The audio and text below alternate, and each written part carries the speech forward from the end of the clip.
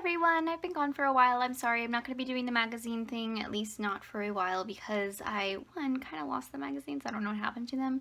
And two, I'm just not really sure, like, everything that I found was just like, yep, they Photoshop her and she doesn't have pores anymore, and there's a guy putting his hands all over her. So, not really much to find on that one, so rain check.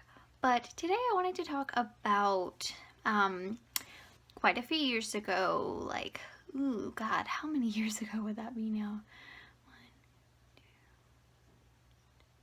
About 5 years, I think, 5 years ago was when I started questioning my gender, as it were, and I was completely lost. At first, I thought maybe I'm actually a guy because I mistook weird post-sexual assault-y feelings and interpreted it as dysphoria, and that kind of confused me, and I didn't know what to think. So I thought, like this thing I'm feeling with my breasts and everything and showing my skin and how uncomfortable I am must mean I'm a guy. I was wrong, and that's okay. It's gonna happen. It's gonna happen sometimes. And so one of the things with that was, well, I looked to people online for inspiration, and I'm so out of breath just talking, but I looked online for inspiration and other people that were also agender, and a lot of them were very androgynous or very not stereotypically, traditionally masculine. Like they lean like, here's being feminine, and here's the middle, and here's being masculine. And it was like agender people only existed on this spectrum. And I tried that for a while because I thought that you had to be that. You have to be here to actually be qualified to be agender, which is obviously wrong because you should be able to express yourself however you want to be the gender that you are. I hope that makes sense. But basically, because I had all these images that were just like suffusing me, and like all these images that were just everywhere saying that like this is what agender is, this is what agender is, this, and this, I didn't do it the way that I wanted to do it. I had short hair, only the short hair wasn't the whole like I want to be like all those popular agender kids. That was just me being like, cut it all off. It's senior year in high school. Just I really regret that now because I'm trying to grow it out. I want it to be really long. I'm not sure how this is it being really long.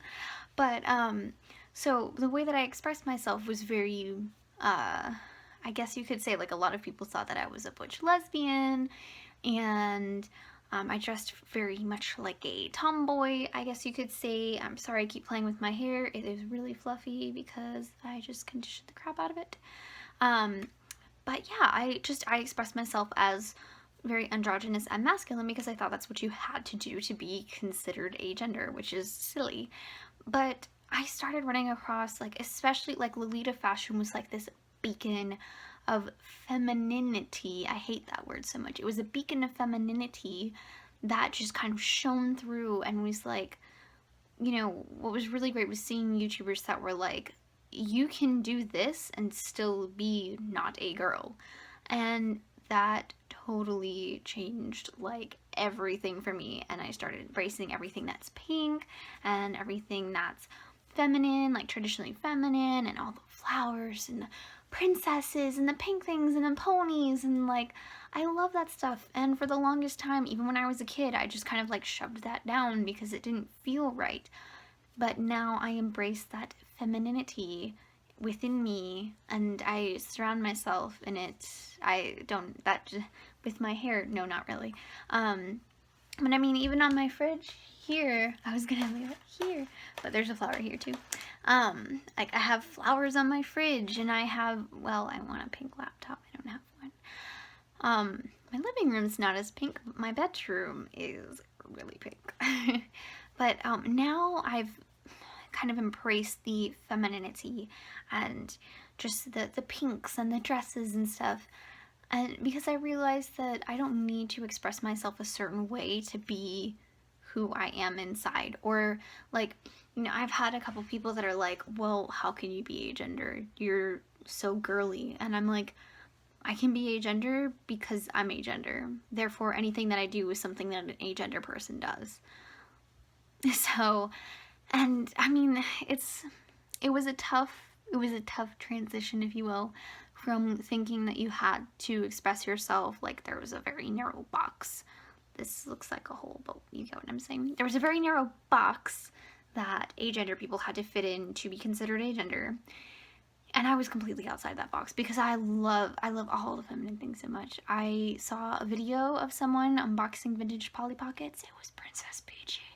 And I was like, oh my god, I need them. They're pink and they're cute. And, you know, so, and before I would have been like, whatever, it's feminine. I can't do that. It's like, yes, I can. And I will. Actually, speaking of things that are really feminine, hopefully I'll be getting enough money that I can like get my hair did all pastely pink and it'll be fabulous. Yeah, but I really love feminine stuff, and that was kind of my journey, was going from thinking that I needed to be a specific way to be accepted as a certain gender to just saying, maybe I should just try doing what I want. And I mean, I have a lot of friends who are trans as well. I would say the majority of them went from male to female or female to male. Just the majority of them that I am aware of. I didn't tally it, so I could be wrong. But the majority of them that I see, anyways, go from one end to the other.